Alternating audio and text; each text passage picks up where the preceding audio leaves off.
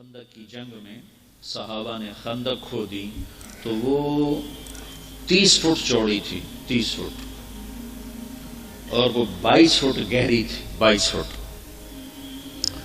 تو 10,000 کا لشکر تھا، کوئی اس کھائی کو پار کرنے کی ہمت نہیں کر سکا.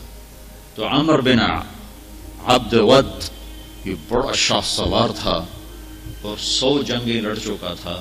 اس نے پھر اپنے گھوڑے کو اٹھایا اور دوڑاتا ہوا آ کر اس نے یوں جو اس کی لگام کو کھینچا ہے تو اس کے گھوڑے نے چھلانگ لگائی تو 30 فٹ کی کھائی کو پار کر کے صحابہ کے لشکر میں جا کھڑا ہوا. کہنے کا حل میں مبارز ہے، کسی کو مرنے کا شوق تو آ جاؤ. تو سارے دم بخود ہو چپ کر گئے سب. حضرت علی کی عمر تھی 21 سال. وہ کھڑے ہو گئے، یا رسول اللہ میں جاتا ہوں. آپ کہ بیٹھو، یہ عمر ہے، عمر. اس نے پھر کہا ہے کسی کو جنت میں جانے کا شوق جس جنت کے دعوے کرتے ہو؟ تو کوئی نہیں کھڑا ہوا. حضرت علی کھڑے ہو، یا رسول اللہ میں جاتا ہوں. آپ نے کہا بیٹھو، یہ عمر ہے، عمر. پھر تیسری دفعہ اس نے کہا کدھر گئے تمہارے جنت کے شوق؟ تو پھر حضرت علی کھڑے ہو گئے، یا رسول اللہ مجھے بھیجیں. کہ یہ عمر ہے. کہا عمر ہے تو کیا ہے، مجھے بھیجیں تو صحیح. تو اچھا کہا جاؤ. پھر ان کے لیے دعا کی. تو یہ بچے سے وہ 100 جنگیں لڑا ہوا. تو حضرت علی شعر پڑھا کرتے تھے، انا الذی سمتنی امی حیدرا کلیس غابات کریہ المنظرا وفیہم بالصاع کیل السندرا. میں وہ ہوں جس کا نام اس کی ماں نے حیدر رکھا ہے. شیر جو جنگل کا بڑا شیر شہنشاہ ہوتا ہے اور میری تلوار ناپ تول کے کھوپڑیاں توڑتی ہے. تو جب وہ آئے نا تو اس نے پہچانا نہیں. کہنے لگا کون ہو؟ کہا علی. کہا بن عبد مناف. وہ پیچھے لے گئے. کہنی بن ابی طالب کو بھتیجے تو کہاں سے آ گیا؟ میں نہیں تمہیں قتل کرنا چاہتا. وہ اتنا مطمئن تھا. کہا میں نہیں تمہیں قتل کرنا چاہتا. کہا چاچا میں تو تمہیں قتل کرنا چاہتا ہوں. تو اس کو اتنا غصہ آیا، اس نے گھوڑے سے چھلانگ لگائی اور علی پہ ایسا جارحانہ حملہ کیا کہ علی کو پیچھے دھکیل دیا. تو غبار اٹھا، دونوں غبار میں چھپ گئے. تو اللہ کے نبی نے ہاتھ اٹھایا، یا اللہ علی کی مدد فرما. تو اس نے تھوڑی دیر کے بعد اس نے جو وار کیا جو سر پہ لگا حضرت علی کے ترچھا اور کندھے پہ آ کے لگا، کندھا زخمی ہو گیا. تو اتنے میں حضرت اللہ کے نبی کی دعا ہوئی، یا اللہ علی کی مدد فرما. تو حضرت علی نے بڑھ کے وار کیا، اس نے ڈھال پہ روکا. وہ ڈھال کٹ گئی، سیدھا اس کی کھوپڑی پہ لگا اور 2 ٹکڑے ہو کو نیچے گر گیا. حضرت حسن اور حسین بیمار ہو گئے. تو اللہ کے نبی خبر لینے آئے تو دونوں بچے بیمار تھے. تو آپ نے کہا حضرت فاطمہ سے روزے کی منت مان لو کہ اللہ تعالیٰ بچوں کو شفا دے تو ہم روزے رکھیں گے. تو دونوں میاں بیوی نے 3 روزوں کی منت مانی کہ اللہ ہمارے بچوں کو شفا دے، ہم روزہ رکھیں گے. تو اللہ نے ان کو ٹھیک کر دیا. تو دونوں میاں بیوی نے روزہ رکھا اور افطاری کا سامان گھر میں نہیں تھا. تو ایک یہودی تھا شمعون، حضرت علی اس کے پاس گئے. کہا کوئی مزدوری ہے؟ کوئی مزدوری ہے؟ کہاں ہے؟ یہ اون ہے، یہ صاف کر دو تو تمہیں جو دوں گا، کچھ جو دوں گا. تو وہ اون لے کر گھر میں آئے، حضرت فاطمہ کو دی کہ صاف کر. انہوں نے اس کو دوپہر تک صاف کیا، وہ واپس لے گئے. تو اس نے تھوڑے سے جو دے دے. تو انہوں نے پیس کے آٹا بنایا، کھانا بنایا، روٹی بنائی، سالن تو تھا نہیں. دونوں میاں بیوی افطاری کے لیے بیٹھے ہیں کہ دروازے پہ آواز آئی، مسکین ہوں اللہ کے نام پہ کچھ دو.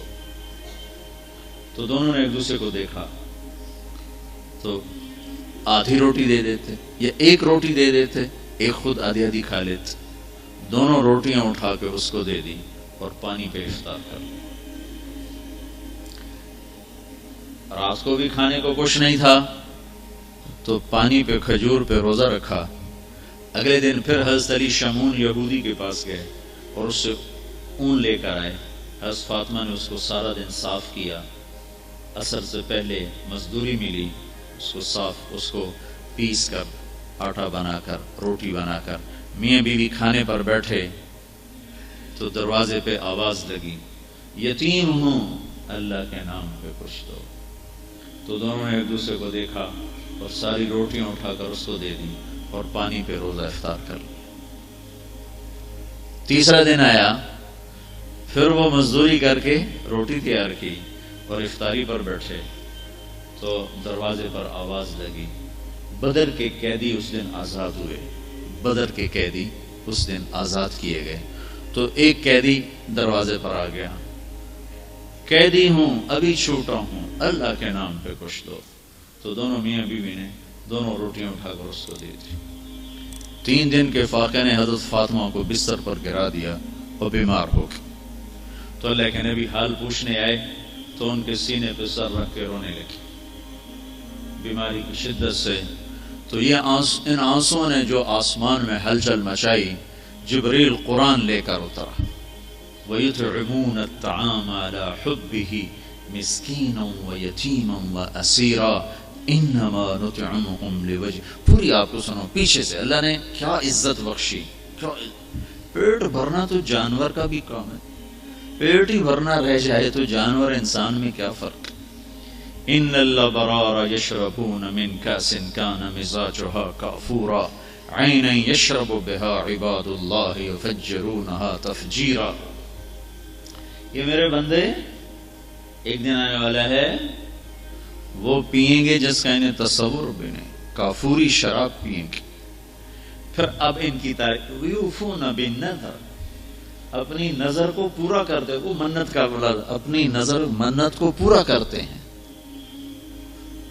یوفون بالنذر ویخافون یوما کان شرہ مستطیرا، اور آخرت کے دن سے ڈرتے ہیں۔ اب ان کی یہ صفت ہے، وَيُطْعِمُونَ الطَّعَامَ عَلَى حُبِّهِ مِسْكِينًا وَيَتِيمًا وَأَسِيرًا۔ یہ خود بھوکے ہوتے ہیں، عَلَى حُبِّهِ، خود بھوکے ہوتے ہیں اور کھلاتے ہیں مسکینوں کو، یتیموں کو اور قیدیوں کو۔ اور پھر ان کی اخلاص کی اللہ نے گواہی دی، انما نطعمکم لوجہ اللہ لا نرید منکم جزاء ولا شکورا۔ اللہ ان کے اخلاص کا گواہ بن رہا ہے کہ یہ کہہ رہے ہیں کہ ہم صرف اللہ کو راضی کرنے کے لیے کھلا رہے ہیں، ہم کوئی آہ واہ نہیں چاہتے۔ انا نخاف من ربنا یوما عبوسا قمطریرا، ہمیں اس دن سے ڈر لگتا ہے جس دن، جو دن بڑا خوفناک ہیبتناک ہے۔ پھر اللہ نے آگے بشارت دی، فوقاهم اللہ شر ذلک اليوم ولقاهم نضرة وسرورا وجزاهم بما صبروا جنة وحريرا متكئين فيها على الأرائك لا يرون فيها شمسا ولا زمهريرا ودانية عليهم ظلالها وذللت قطوفها تذليلا۔ آگے تک یہ قرآن اترا کہ اللہ تعالیٰ کہ جبریل آگے پیغام لے کر کہ علی و فاطمہ کا یہ عمل ایسا پسند آیا ہے کہ عرشوں پر بھی دھوم مچ گئی ہے۔ اور یہ سورہ دہر کی آیات کو اتارا گیا کہ میرا رب ان کے اس عمل پر ایسا خوش ہوا ہے کہ خود کھانا خود جمع کرنا کون سی بڑی بات۔